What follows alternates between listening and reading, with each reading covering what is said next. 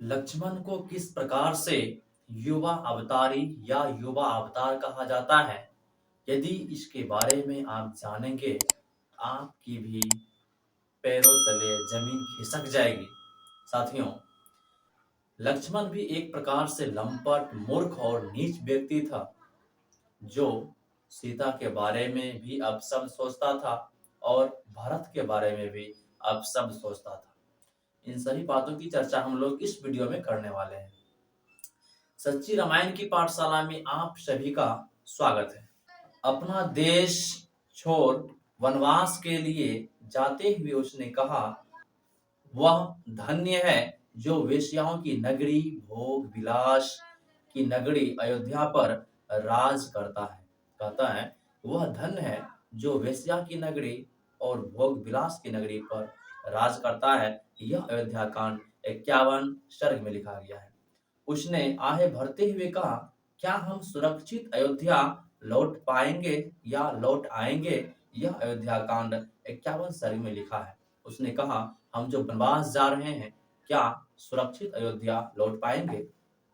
राम को ससम्मान अयोध्या वापस ले जाने और उसको राजा बनाने के लिए जंगल आए भरत को देखकर वह उस गुस्से में बोला, अब मैं उसको जान से मार दूंगा। यह अयोध्या कांड 98 सर्ग में लिखा गया है।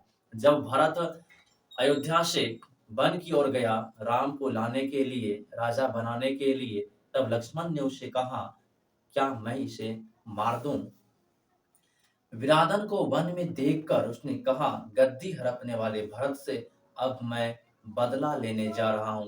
यह अरण्य कांड 2 सर्ग में लिखा गया है। साथियों, लक्ष्मण ने कहा, अब हम भरत से बदला लेने जा रहा हूं। उसने शूर्पणखा से कहा कि सीता चरित्रहीन है, उसकी छातियां ढीली हो चुकी है।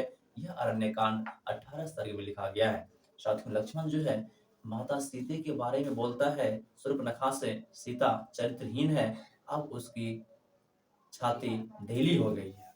अब बताइए, कोई अपनी भाभी या दिखाया गया है कि लक्ष्मण सीता को मां समझती थी। बताइए, वह इस तरह की नीच बातें कैसे बोल रहा था? सीता के प्रति उसके बर्ताव ने सीता के मन में संदेह पैदा कर दिया। सीता के प्रति जो उसका सोच था, सीता के मन में संदेह पैदा कर दिया कि उसके साथ प्रेम दिखाकर उसके साथ संभोग करना चाहता था। सीता को लगा, हमारे साथ प्रेम दिखाकर क्या यह संभोग करना चाहता है? जो भी सीता को ले जाना चाहे ले जाने दो, उसे मर जाने दो, क्या फर्क पड़ता है? क्या हम किसी नीच महिला के कारण अपनी जान जोखिम में डाल दें? लक्ष्मण कह रहा था कि सीता को जो ले गया ले जाने दो, उस नीच महिला के लिए हम क्यों अपनी जान जोखिम में डाल दें? उसने अपने बड़े भाई को उसकी भाई की पत्नी के बारे में इस तरह की अनुचित और गैर जिम्मेदारी भरी बातें कही। उसने अपने भाई के पत्नी के प्रति एक गैर जिम्मेदारी बातें कहा है। लक्ष्मण ने तारका, शूर्पणखा व अयोमुखी जैसी स्त्रियों के कान, नाक और स्तन काटकर उनका रूप बिगाड़ दिया था। साथियों, लक्ष्मण जो है बहुत सारी महिलाओं की नाक, कान काटकर उसका रूप बिगाड़ दिया था। दुख में खोया हुआ राम स्वयं तुम्हारी शरण में आया है, उस पर दया करो। ऐसा कहते हुए लक्ष्मण ने सुग्रीव के समक्ष आत्मसमर्पण कर दिया। साथियों, लक्ष्मण ने कहा सुग्रीव से, राम जो है दुख के कारण तुम्हारे साथ आया है।